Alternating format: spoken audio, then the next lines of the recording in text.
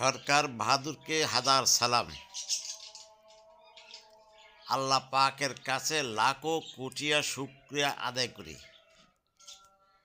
যেখানে বাংলাদেশের পুরুষরা পদে পদে নির্যাতিত হয়েছে, সেখানে দ্বিতীয় বিয়ে করার সাহস পায় নাই, যার ফলে এক বউয়ে তাদেরকে রাত দিন 24 ঘন্টা জ্বালাতন করত।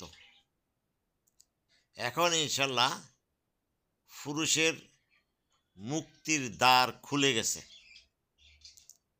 এখন পুরুষরা বাইরে কষ্ট করলেও ঘরে এসে শান্তি পাবে। এই জন্য ভালোবাসার খোঁজে দেশ থেকে দেশান্তরে তারা ঘুরে বেড়াতো, কিন্তু আল্লাহ রব্বুল আলামিনের ইচ্ছায় এখন ঘরেই শান্তি পাবে।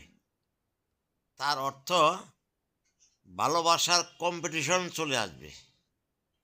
আর যদি ভালোবাসার কম্পিটিশন নাও আসে, তারপরও সে দ্বিতীয় বউর কাছে ভালোবাসা পাবেই পাবে। যে কোনো জায়গায় কম্পিটিশনের জিনিসটা খুব আদরণীয় এবং কদরণীয় হয়।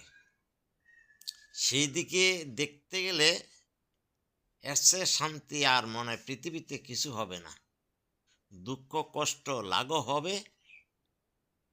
বউরা মন থেকে পুরুষ যেই ভালোবাসা চায় সেই ভালোবাসা দিবে। তবে যাদের অভাবের সংসার, তারা প্রথমটা নিয়েই সুখী থাকবেন। আর যারা দ্বিতীয় বিয়ে করতে চান, তারা গরিব ঘরের মেয়ে দেখে করবেন। আমল আখলাক নামাজি বেছে নেবেন। যদি নামাজি না থাকে, চরিত্রবান না থাকে, তাহলে আবার আরেকটা বিপদে পড়তে পারেন। কাজেই আমল ভালো হলে আল্লাহও ভালোবাসে। আর আমল যদি তার খারাপ হয়, সেখানে আপনার কিছু করার থাকবে না। আর মহারানা করবেন একেবারে কম থেকে কম দামের। উল্টা সিধা করলে তারে দূর করা আপনার জন্য সহজ হবে। আর যারে বিদায় দিবেন, সরকারি আইন মতো বিদায় দিবেন। আশা করি সবাই বুঝছেন।